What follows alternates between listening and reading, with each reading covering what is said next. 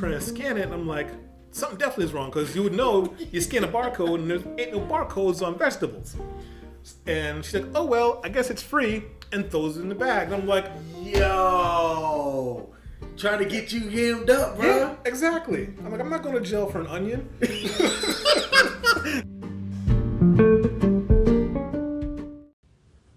All right, people. If you hadn't heard about Anchor, it's the easiest way to make a podcast. Let me explain. First of all, it's free.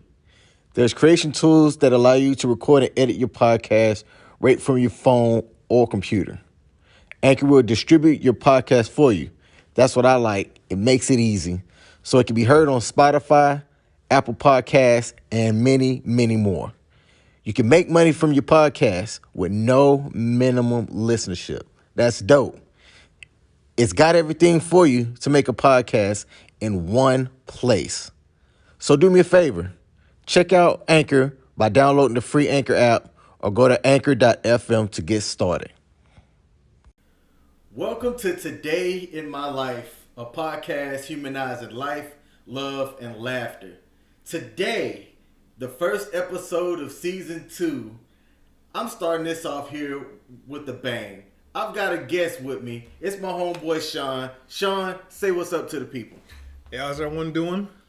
Hope everyone's having a good day. I mean, this COVID life, doing what you do, staying safe, keeping your loved ones safe. Make sure you wear your mask. That's what's up, man. So, Sean, COVID, man, we are almost at the end of 2020. Like, who would have thought that there would come a time where we'd have to walk around wearing a mask and certain places that you can and, can and can't go in and things that you can't do. This episode is going to be about dating. So I have to ask you, have you tried dating since COVID? Yeah, sort of. I have. It hasn't gone that well. Because, just getting past, not so much for me getting past it, but everyone's wearing masks now. It's just tough to know what people look like, what's going on behind the mask. People that are worried about, getting the COVID, passing it on, trying to be safe about things, and people aren't really ready to get out there and meet face to face. They rather do the video chat or the texting or talking on the phone, which is all well and good, but you need to have that in-person meeting with them, to see how their personality matches up with yours, and of course if they look like what they look like in the picture. So you know how that can go sometimes. You know what? Dude, I totally agree. So, for you and dating apps, how has it been for you? Whew. That's a couple stories in itself. I mean, how much time you got? Dating nowadays on apps, it's easier in a sense where at least the people are looking for somebody else. That's probably the easiest part about it. But actually finding someone who's actually willing to put that time in, or they're going to, have some real interest in you. Because the thing is with the swipe culture, they know that, hey, I may not like this little thing about this person. There's somebody else next to I can swipe right on, and maybe I'll have better luck with them. So for me, I get hits, I get matches, we talk, and then most of the time it just kind of falls off, and I just move on to the next one. Just for whatever reason, sometimes I lose interest because someone just give me those 1-word, 2-word answers. I'm just like, forget it, because I read all these profiles and they're like, you need to know how to hold a conversation. And I can definitely hold a conversation. You write them like a whole paragraph or 2 paragraphs, and all you get back is ha ha ha ha, or you know what I'm saying? It's like a waste of time. So I'm just like, I'm done, because all these chicks talking about, you got to hold a conversation, and they can hold a conversation. That's at least what they say. And when you get down to it, it's like pulling teeth, and it kills me. That just kills the whole feeling for me. So I think it's safe to say that me and you both being dudes, we can't speak for all dudes, but I feel like we can kind of talk for a majority of the guys. When you're looking at the profiles, right, is physical attraction the first thing that catches your eye? Yeah, I'm not gonna lie, definitely physical attraction is the first thing that catches my eye. But I'm at that age. I'm 37. Never married, no kids, a few serious relationships. But at the end of the day, I'm still single. Yeah. So even though attraction is probably the first thing I look at first, then I go ahead and read that profile. Yeah. I got to know if that person's an idiot. You know? Because as they say, beauty's only skin deep and only lasts but so long. And I've gotten to that age where you figure out that it's more important to find someone that you're going to want to be and you're going to want to like and love their inside more than their outside. Because that inside can keep that outside staying beautiful far longer than just their regular outward beauty. Okay. You know? Yeah. Now, at 37, are you trying to get down in the young tenderonies? Are you looking more closer towards your age, or is an older person attractive to you? And you know what? On top of the age thing, are you dating to actually find somebody, or are you dating to have company? What's up with that? Well, right now I keep the pool's wide open. It's free swim, and what I mean by that is, like I said, with the young tenderonis, I'm still down with that. That's cool. I know that more than likely it's probably not going to turn into anything serious, so I don't press it. I don't stress it. So I do tend to look for someone like around my age, because now I'm not saying that someone who's younger than me can't be in the same mental status as me. There's definitely people out there that are well older than their actual age mentally. I don't count them out. Okay. Because I know when I was younger, I was still more mature than my actual age was. Yeah. But I do tend to look for the females around my age, maybe a few years younger, because a few years isn't bad. And plus, with the male life expectancy, we tend to die off quicker than them, so not a bad thing to have someone take care of you. But yeah, someone around my own age. Got you. See, here's my dilemma, and I'm gonna talk a little bit about me here for a minute. I had a couple of dates, man, all varying interest and backgrounds. I tend to more focus on people that didn't have kids, or if they had kids, yes, I needed them to be the kid, because I wasn't down with like multiple kids. I also wasn't down with people with younger kids. Right. My kid is a teenager now, and I'm like, I can't do this over again. Right. At 37, man, there can't be a lot of those out there. So are you excluding folks with kids the way that I did, or are you down to give them a shot if the chemistry's right? Yeah, definitely. I mean, like I said, I keep the pool open, but to be honest, the ones with the kids, they're under a much harsher microscope, if that makes sense. Got you. Because I've tried to date females with kids, single moms, and there always seems to be some sort of excuse or reason why they can't make their date, which is usually the kids. The kid's sick, or I got to bring the kid here, or just whatever excuse there is out there, or reason. It could be valid, but after a certain amount of times, you're like, look, we're trying to make this work, or at least see where it goes. And while I understand your kid's number one, I'm all about that. The kid should be number one.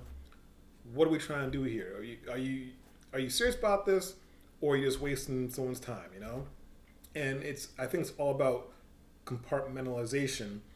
And since I've never had kids, I can't say, because I'm sure people are like, well, you don't have kids, so you can't say what it's like. But I know how to compartmentalize my time. Yeah. And if you say you're gonna have a date with someone, then have your kids be watched by whoever, babysitter, your parents, whatever, The kid's dad. There you go. Exactly. I'll say it. Like, you was thinking it before you want to say it. Yeah. I just finished it for you. And that's another thing. Where are all these dads at? Why are there so many single women out there with kids? That's another thing I just can't get over.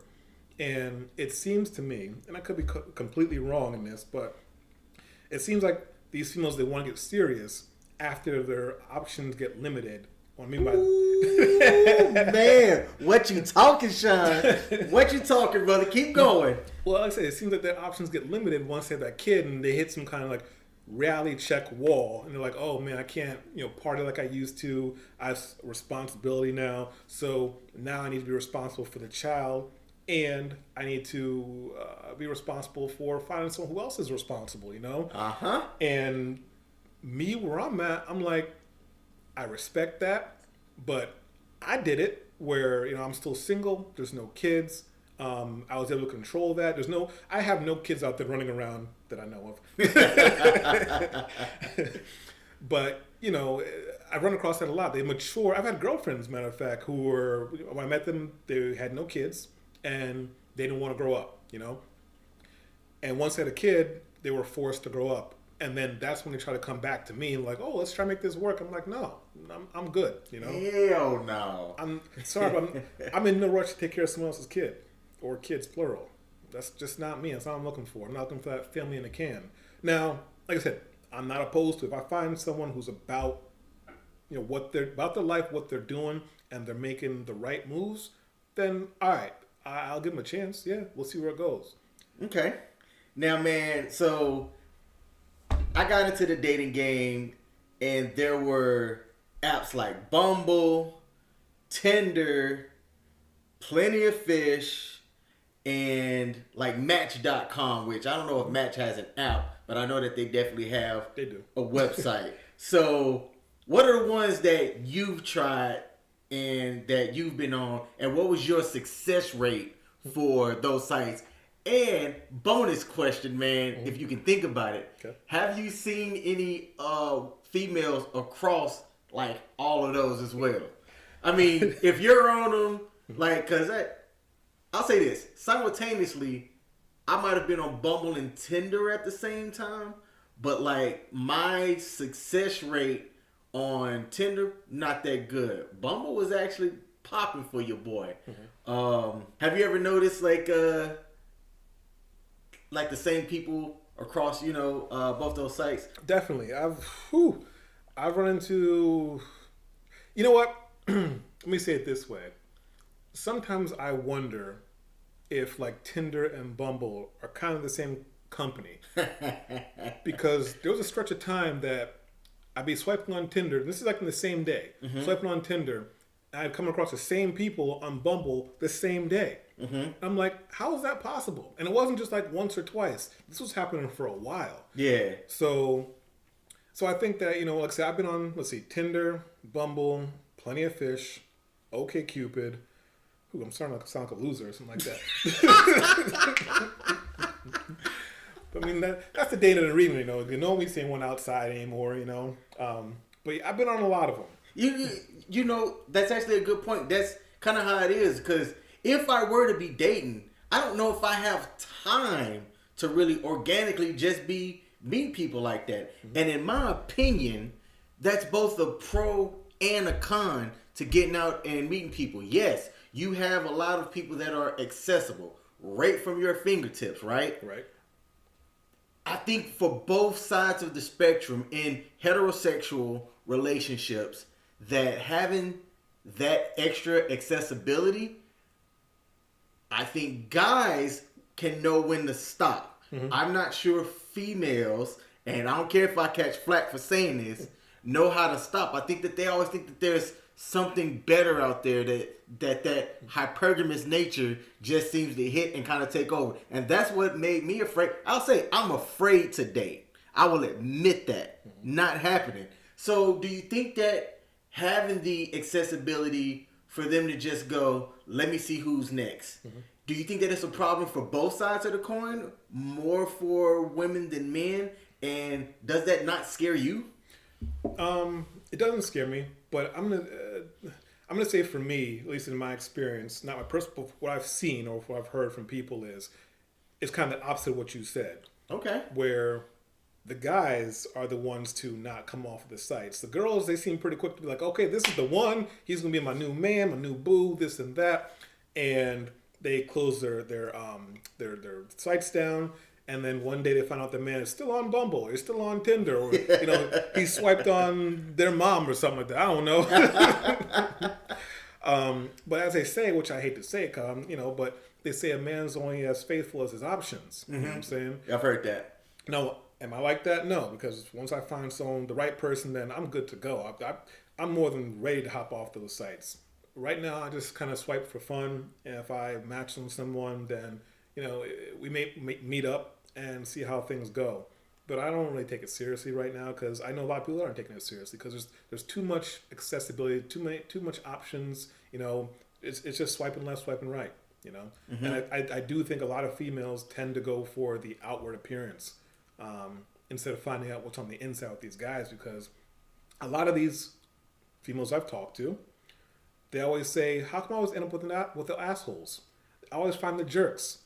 And when I talk to them and probe them a little bit with some questions, it's always, I want the dudes with the tattoos and muscles, or guys that are in uniform, and they have a certain thing what they're looking for. So it's always seems to be an outward appearance.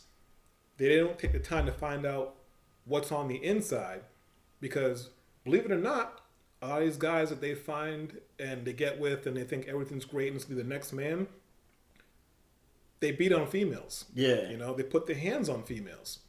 And I think if they would take 2 steps back and look at it from the outside looking in rather than on the inside looking in, they would see there's a reason why this guy is attracting all these females, or they have that bad boy image that a lot of females are attracted to. Yeah. There's a reason why they have that bad boy image, and it's toxic especially for the females, because I think it's horrible when a man puts his hands on a woman. There's no reason to ever do that unless she's coming at you with a knife or a gun, then put her down. But if you're just upset or angry, whatever, then that's not an excuse. That's unacceptable. You need to be taken out back, and what happens after that. But yeah, I think if someone sit there and tell them, actually, no, they have been told, because I've been told by them, like, oh, my friends told me not to talk to him. They said he was no good, and they still do. I was just going to say exactly what you just said. I was really like, no, they do hear it, but yet they still go after that type. Now, speaking of types, do you have a type? Yes. Ooh, what's this type, my man? My type is I like natural girls, as natural as can be. I'm not saying you can't wear makeup. I do enjoy a girl who wears makeup every now and again. And I'll give you a quick little story. So I had a girlfriend that when I met her, actually I kind of had to chase after her a little bit on the dating sites. We'd run into each other, we'd match, we'd talk, and then she just kind of ghost, And we find each other on another dating site, match, talk, ghost. We finally talked, we met, and then we started dating.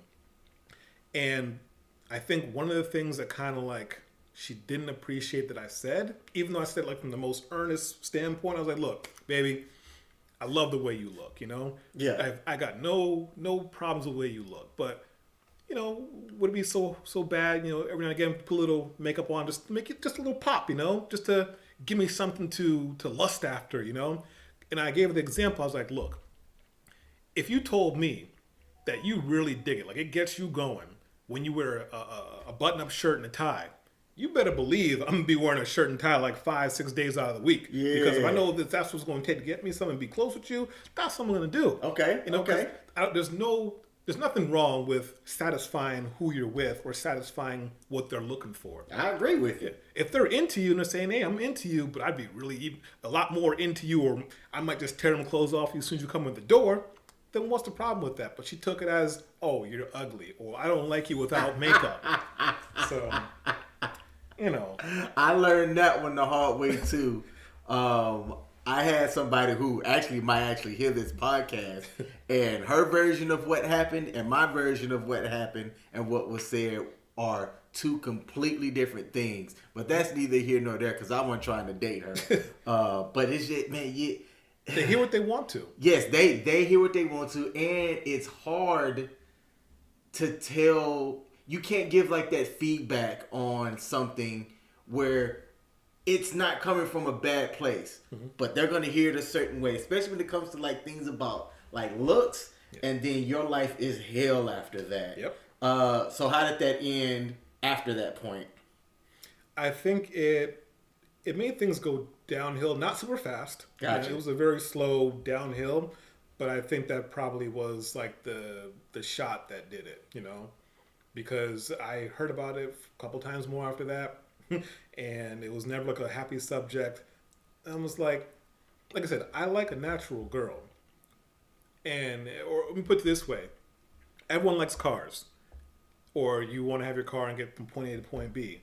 But wouldn't you like to drive a clean car? Or every now and again, you go to get your car washed, it looks nice. Like, damn, my car's looking real nice right now. Like, I can't wait to get back in my car and drive somewhere so people can see me coming, And that's basically all it is. You just want to see them look a little nice and around again, Or if you're going out to dinner,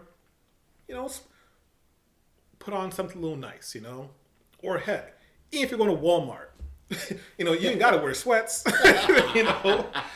I want the next dude to be like, damn, look at that chick. I mean, she's with him? Why is she with him? Right. See, I don't understand jealousy. Like, let me have somebody that heads is going to turn, as we walking past.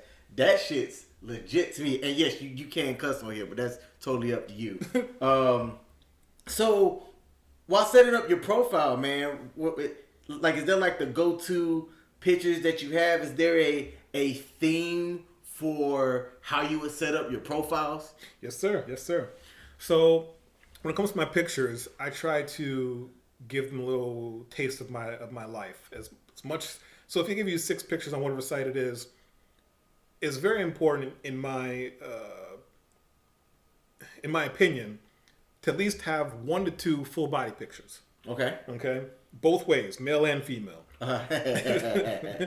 And no filters. Definitely no filters. I can't stand filters. Do you give somebody that is physically attractive with the filter a shot? If I find that they have more than just filter photos, like if they have like normal pictures where I can see what they actually look like, then yeah.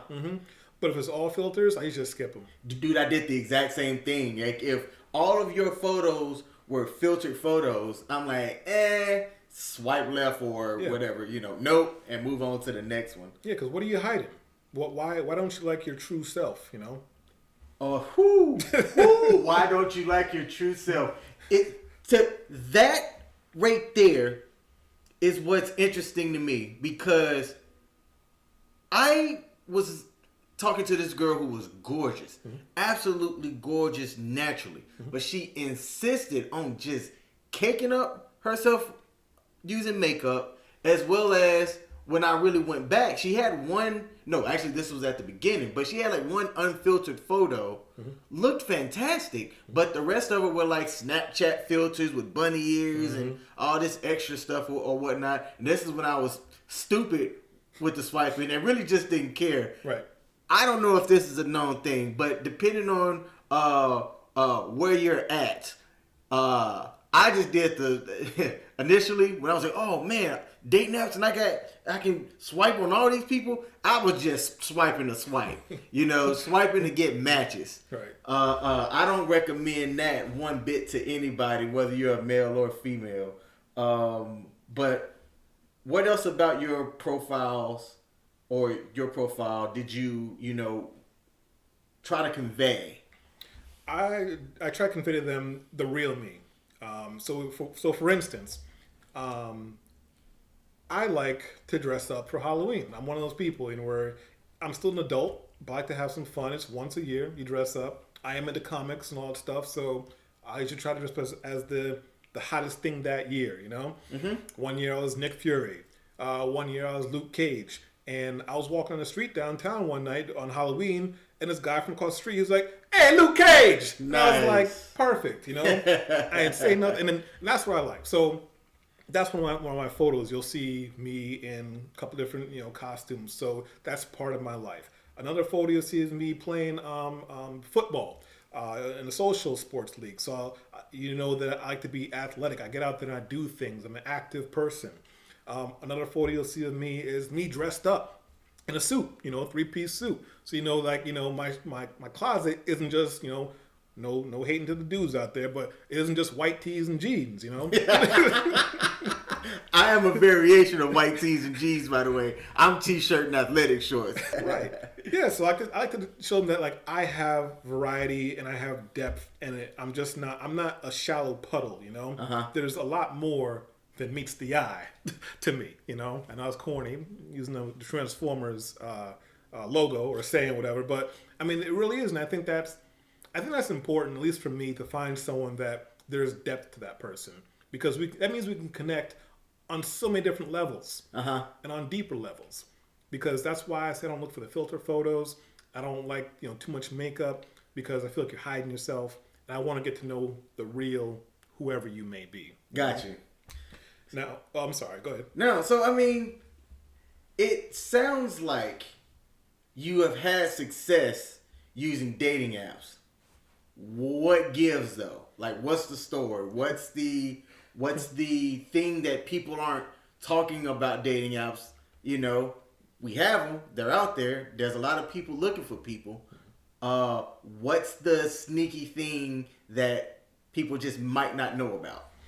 All right. Well, first, you got to define what define what success is, because that's key right there. All right.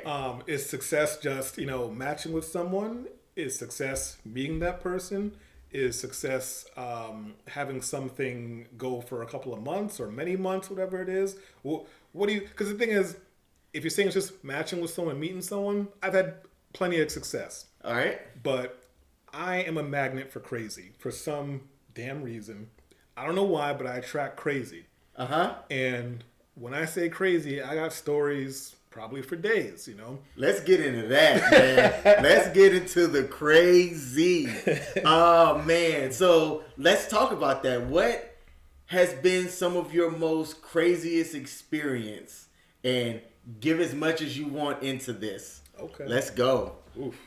The people need to know what's out there and how to try to avoid this.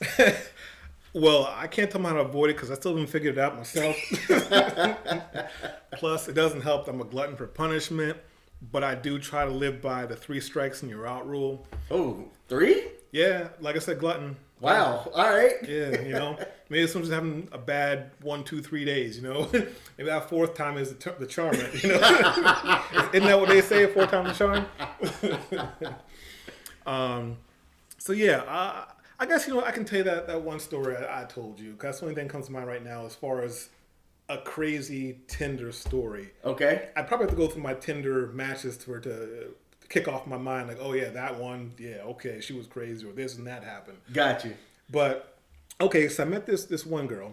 She moved here from Virginia, and when I met her on Tinder, she was ready to meet that day. Ooh, okay, Yeah. okay. Which I was like, okay, this is cool. This just doesn't happen because usually girls want to talk for a little bit. They want to get to know you, and I get that. You want to make sure you're not an axe murderer, you know, and that's important. So I was like, well, I can't meet right now. I'm actually studying, so let me finish my study and I'll come meet you. She's like, okay, cool. I just got done with yoga. I'm gonna be down here at this restaurant. You can meet me here. So I'm like, cool. So I get finished studying, I shower, and I get to the restaurant, and I'm texting her. And I'm like, hey, where you at? She's like, I'm in the back. I'm looking around, but since I'm a black guy, I don't want to be, you know, looking around this restaurant because you know how it is being a black person. You kind of feel like you're always suspicious. Oh yeah. You know? You know? So I don't see her. So I'm like, I'm just gonna go to the bar, and I'll tell her to come to the bar. And if she's not here, I can get a drink and just be out. Okay. You know? So I'm like, all right, I'm at the bar. Come find me because I can't find you. So she shows up, and she's exactly the person in the picture. I'm like, thank you, Jesus. You Bingo, know? bango, baby. Exactly, because she was beautiful. And so we start talking, and you know, she's telling me that she's a smart person, she's a smart girl, and you know, she likes to read and do all these kind of things and yada yada. And as we're talking, her speech starts to slur a little bit. And like I said, I'm a glutton for punishment. I'm a very smart person. I'm very perceptive. But when it comes to the opposite sex and hopefulness, you add that into the mix. You start ignoring, the obvious signs or the obvious red flags. So that's what I did. Okay. And throughout this whole story, I ignored a lot of red flags. So I don't want to hear from nobody either. So anyways, so she starts slurring her words. I'm like, maybe this is a side effect of being really smart, that I don't know about. Maybe she's some sort of savant. And when she starts slurring after a while, she starts to develop that little white stuff in the corner of your mouth. And I was like, that's odd too. Not very attractive, but kind of odd. But, okay. But I was like, you know what? It's first time meeting her. I'll let it slide. No problem. No problem, huh? Yeah. So we're talking, we have a good time through the slurring. And it starts to hit me. I'm like, this isn't normal. This isn't smarts coming through right here. This is someone who's drunk. And she came there by herself? Yeah. Okay. So she was drunk. And so I'm like, I need to get this chick out of here. Not for any nefarious reason, just because I was feeling a little uncomfortable, and I just felt like maybe some fresh air would help her, because it was a fall day. It was a nice fall day out. So I'm like, let's go for a walk. And we didn't get very far as walking, because she was kind of stumbling, and I had to kind of steady her. So we decided to sit on a park bench, and I started asking a couple questions. I could see she's starting to nod off, and I was like, "Uh-oh, it's closing time in her head, So I said, "Hey, let me just take you home." So she's like, "Okay."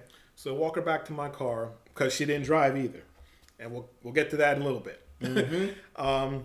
So I asked her what's her address, and she gives me her address. She tells me she's living with her dad right now. I'm like, okay. Soon I put the address into the GPS. I mean, as soon as I put the start button and it's like, turn right on Laura Street, she was already out in my front seat. Gone. Out cold. Huh. Yeah. And I was like, are you kidding me? I got to deal with this already? So anyways, she didn't live too far, and I get to her house, and I'm like, this is going to be awkward, So I go and I knock on the door, and her father comes to the door. Now, I never met this man before in my life, because I just met her. And he's like, yes, can I help you? And I'm like, hi, sir. I didn't even know his name either. I have your daughter in my car. She is passed out. What would you like me to do?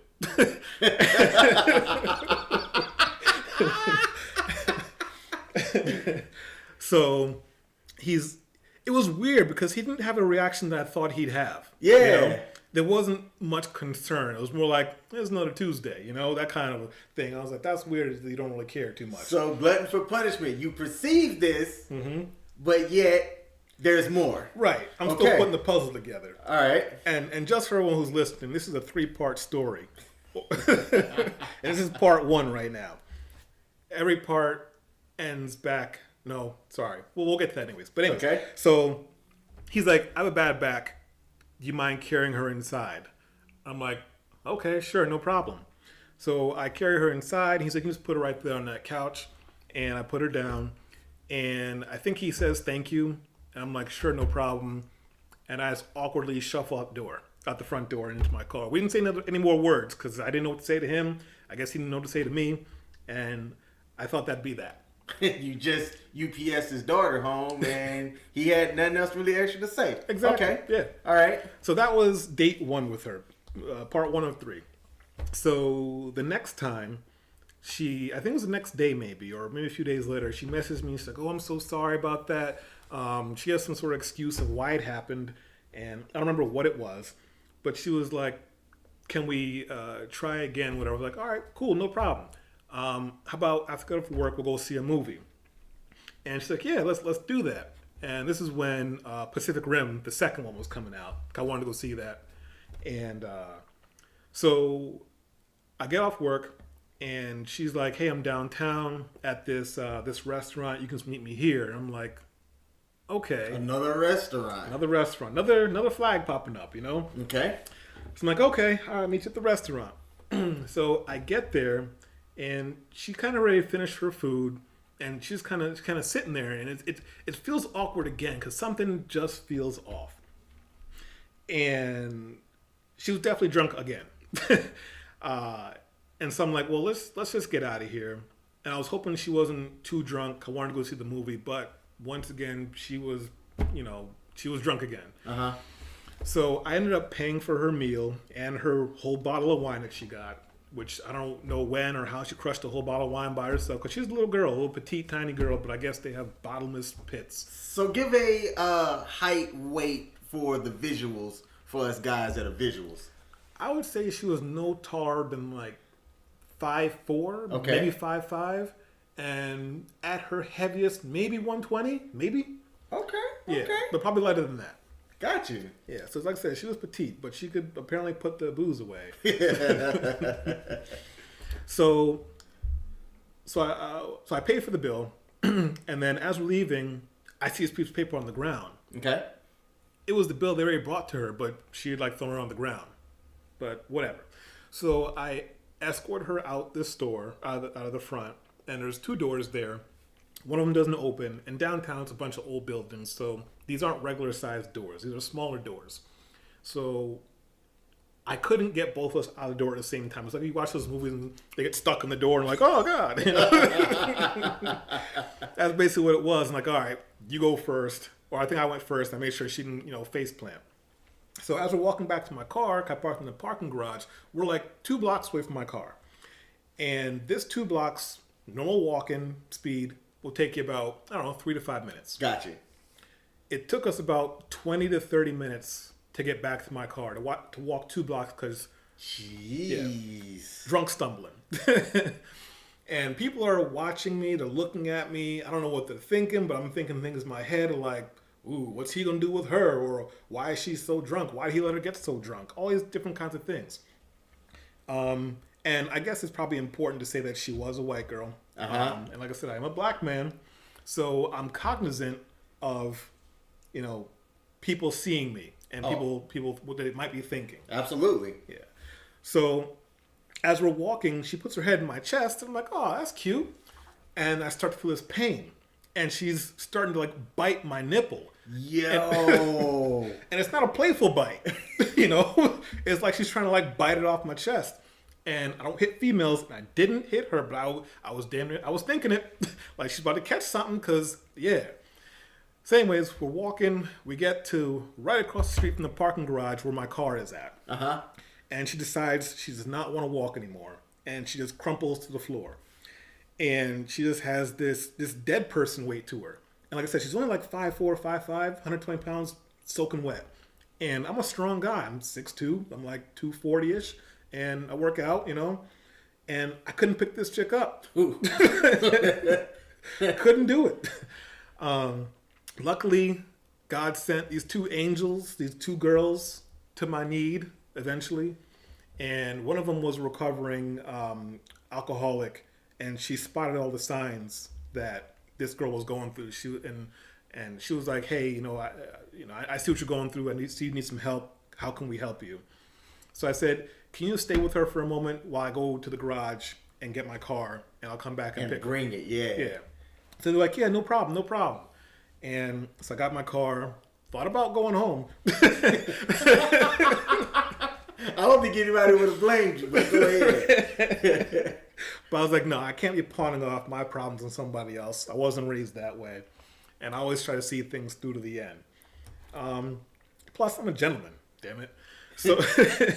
So they helped me get her in the car, and once again she passes out almost as soon as she hits the seat. I don't know what is about my front seat, but apparently just knocks you out. So she passes out, and I bring her home again. And this is like, it had snowed this day or maybe a day or 2 before, so there was snow outside.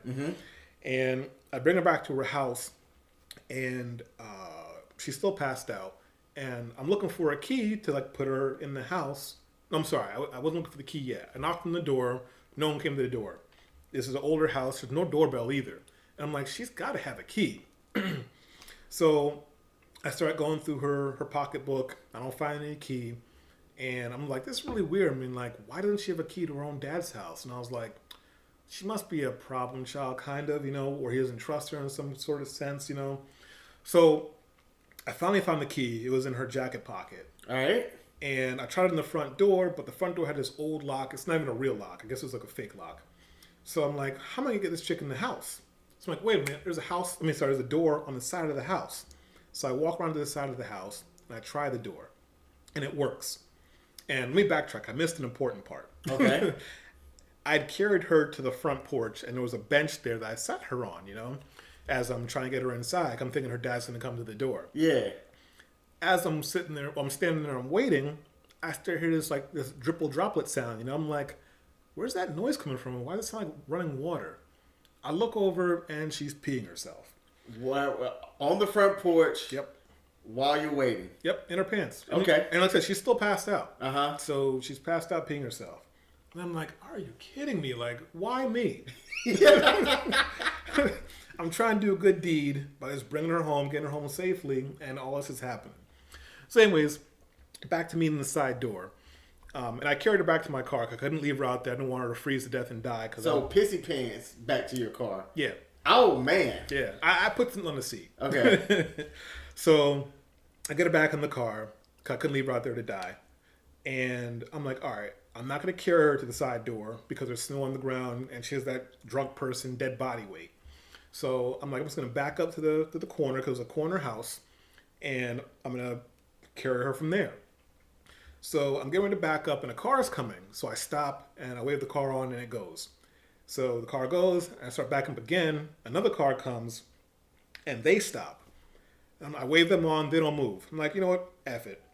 I'm just going to go. I'm going to go home. So I back up, turn the corner, and then as I do it, the car is still there. I'm like, this is really weird. Why is that car still there? And it hits me. It's a SUV. Okay. And I'm like, that's a cop. And I'm like, this really doesn't look good. Ooh, yeah. You got a drunk white girl in your car, and you've been out this house probably, what, 10, 15 minutes? More. Probably about 20-ish, 25 minutes. What? Yeah. Oh, man. Yeah, because I tried other things to get her in the house, but I'm going to leave out because it's not really important. Got you. So that's why I was there for so long. So I'm not dumb. And this is probably before a lot of the shootings happened, whatever. Maybe it was around the same time. I forget. But I get out of my car and I wave at him, as cheery as can be. Like, hey there, officer. Yeah, what a beautiful winter day this is. Exactly. Hiya, how you doing? Could you offer some assistance? So I walk over and I'm like, hey, how you doing? I got this girl in my car. I met her on Tinder. I made sure to put that out there. I met her on Tinder. He gave a little chuckle. And I'm just trying to get her in her house. She's drunk. I picked her up from downtown like that. And he's like, oh, okay. No problem. Because we had a call or something like that. Or he said something to the effect where someone called. Someone saw someone on a porch. No, when I say someone, I mean a black person on a porch. And I guess I looked suspicious. Okay. Yeah. So he says that her father's home. I'm like, well, I've been knocking and no one came to the door. So how do you know her father's home? So anyways, he's like, all right, let me go in first and you can carry her in. I'm like, okay, cool. So I carry her in. I put her on the same exact couch I did last time. And he goes upstairs like he knows the place or knows the dad, even though all the lights are off and he has his flashlight out. And he starts knocking on the door and he's like, sir. And then her father wakes up. And her father was still kind of cool. Like, he wasn't like alarmed, nothing like that. I think I'd be alarmed if a cop came in my house and woke me up. So he comes downstairs, her father comes downstairs, and he sees me, and he says, you again? Oh, no. Yeah. And I was like, do.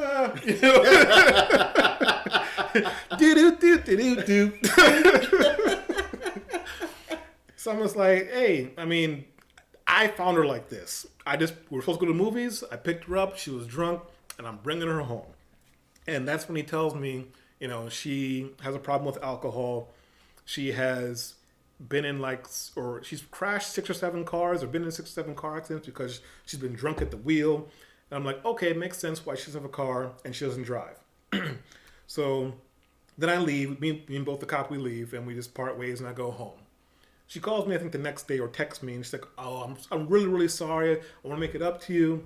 Oh, this is part 3, by the way. That was part 2. So we're on the last leg of the story. So part 3 is she calls me, apologizes again, and says, let me cook you something. And against my better judgment, I'm like, I should not have this chick in my house. Yeah, at your house. Right. So now she knows where you stay. How fine was she for you to go through all of this trouble, bro? She was about an 8, but the thing was, it wasn't so much her fineness, I guess, because I like to say I have a disease, and it's a made-up disease. I'm totally clean, no STDs, but I call it my damsel in distress disease, where I feel like I need to do my part to save someone or try to help them. You know, it's one of my flaws, I guess. You know, and I'm not trying to be Mr. Knight in shining armor, but I just see someone who needs help, and I try to help them. You know, I try to see past whatever traumas they've been in or they're going through. So that's what it was. Is why I said the 3-strike rule. So I say yes to, okay, you can cook me something. She's asking what I want to eat. I'm like, I don't know, surprise me. I'm like, I'll come get you after I got off of work. And I was like, but I'm not coming to your house. I don't want to run into your dad. So you got to meet me somewhere, like a street over or something like that. She said, all right, cool. There's a playground. I'll come meet you at the playground down the street from my house. I'm like, cool. So we meet at the playground. And like I said, she gets in my car. And I was like, you weren't drinking or nothing like that today? She's like, nope. And something hit me again. I was like, something seems a little off. But the thing is, I've never seen her sober. So I have no basis for what's normal for her. Gotcha. But something didn't quite feel right. So we drive to the supermarket, and the more we're talking, the more we're going. Hold on. For those of y'all listening, something didn't quite feel right. So we're driving to the supermarket. Keep going. We're driving to the supermarket. And she's picking out all these different foods like shrimp and whatever else you put with shrimp and vegetables and this and that. And I'm like, all right, cool. So this is going to be a tasty meal, But at the same time, her body language is starting to go downhill like the last 2 times. And I'm like, please, let's not go through this again. So anyways, we get to the self-checkout. I'm like, I'm not going through the regular checkout with this chick. Yeah.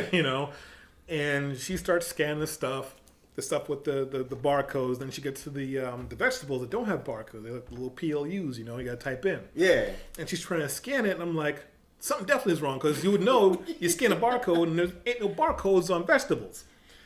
And she's like, oh, well, I guess it's free, and throws it in the bag. And I'm like, yo, trying to get you hemmed up, bro. Yeah, exactly. I'm like, I'm not going to jail for an onion.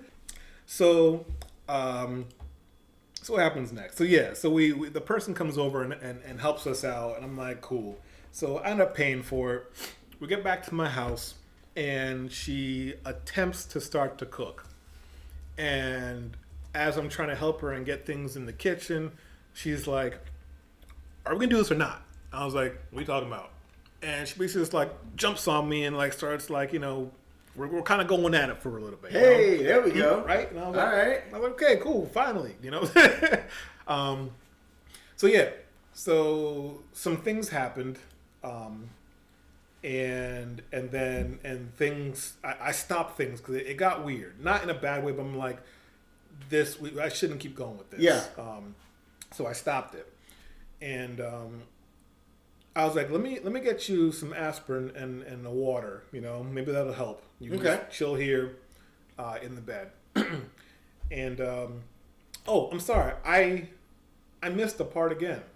Let me back up a little bit. All right, back it on up. Yep. So as we're in the kitchen, she asked me, is it okay if I use my phone? And I'm like, yeah, why wouldn't it be? We're not together. I don't own you. Go ahead. It's a weird request. Yeah, it is. Okay. I'm like, yeah, knock yourself out. She's like, okay, cool. So I think I went upstairs for something, and I come back down, and she's on the phone, and she puts the phone down, and I look at her phone, and guess what number was on the phone? Her ex-boyfriend? No, sir. One more guess. Her dad? No, sir. She had called 911. Wait. You invited this person into your home. Mm-hmm. Things have been, okay. There was the talking, and then so we gonna do this. Mm-hmm. And then she's calling 911? Yep. Was she throwing up? Was she sick? No, she was just standing in the kitchen talking to 911. So I pick up the phone, and I'm like, hello? And I'm like, yes, it's 911. Is there emergency help needed, or what they say? And I was like, no, sorry, it was a false alarm. Please disregard. So they're like, okay, no problem. That was that. So okay. I thought that was the only speed bump of the night. So like I said, some things happened, and we stopped.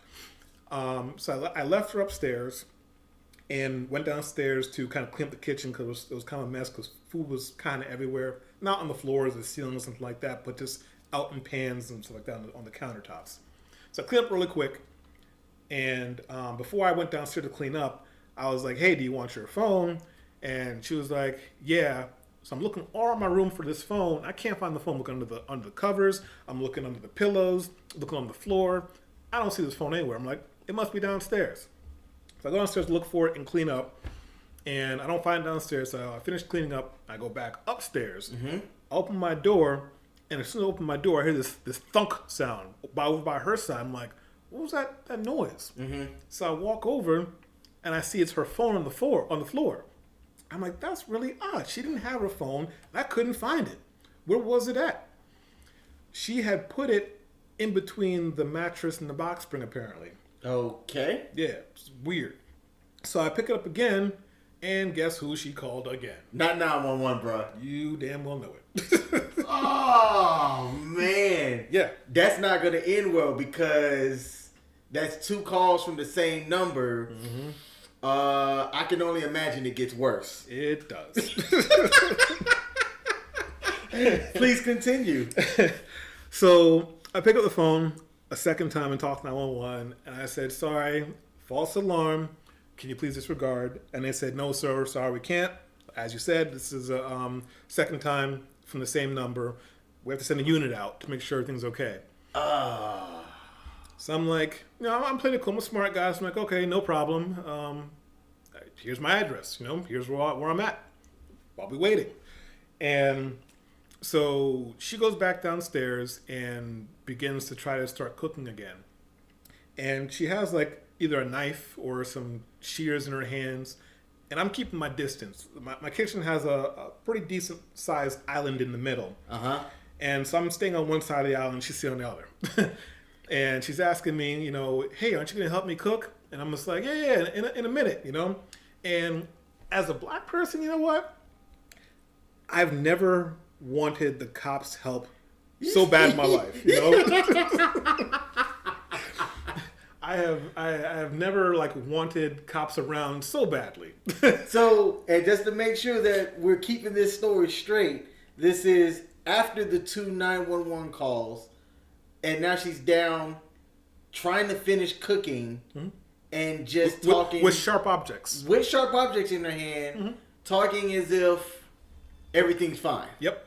Okay. Mm-hmm. Okay. Yeah. So I'm like, I'm looking at my windows. I'm like, when is cops going to get here? Because it's one of those situations where I think it took about 15, 20 minutes to get here, but it felt like an hour or two. I bet.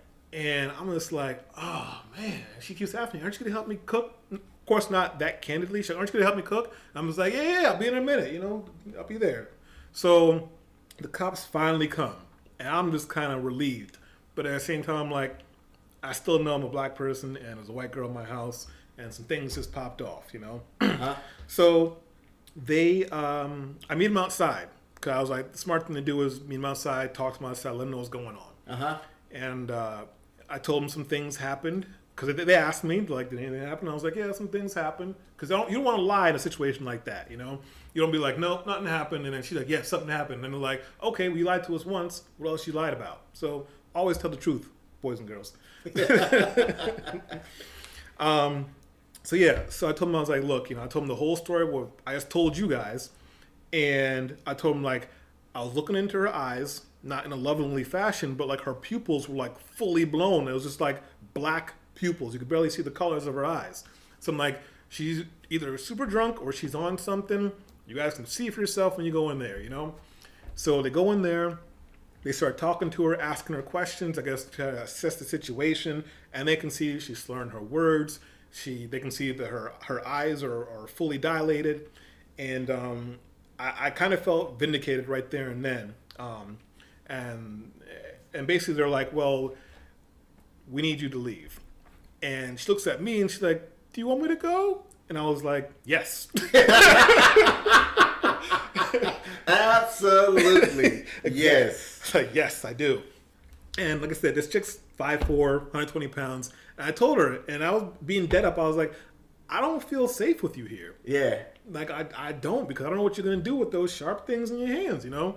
And like I said, she doesn't drive, so I was hoping the cops would take her home, but apparently they're not taxis. Oh man, I'm surprised that they didn't. Yeah, me too. So they take her outside, and they're trying to talk to her. Actually, sorry, before they take her outside, I was like, I'm still gonna do the gentlemanly thing. I'm not gonna take her home, but I called her an Uber. Okay. Yeah. So I felt bad for calling the Uber for her, not for calling the Uber, but for putting that mess into the Uber's lap. Gotcha. So yeah, so as we're waiting on the Uber to come, she's talking about she's just going to walk back home. Home for her is probably like 15, 20 miles away. And this is wintertime, and she's not dressed for a 15, 20-mile walk at like 9 o'clock, 10 o'clock at night, whatever the time it was. And the cops are trying to like make sure she doesn't walk off and go freeze and die somewhere. And then eventually the Uber comes, picks her up. I watch on the app to make sure she gets back, and she does. And I think after that, we never talked again. Mm-hmm. I think she just kind of knew that, that was it. Had she contacted you, were you at that 3 strikes point? I was. That okay. was. I mean, because 2 of those instances ended in cops. And statistically speaking, as a black man,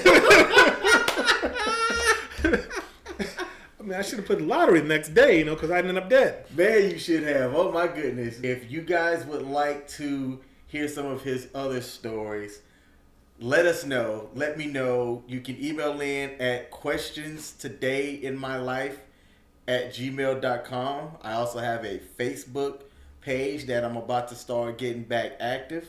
It is Today in My Life.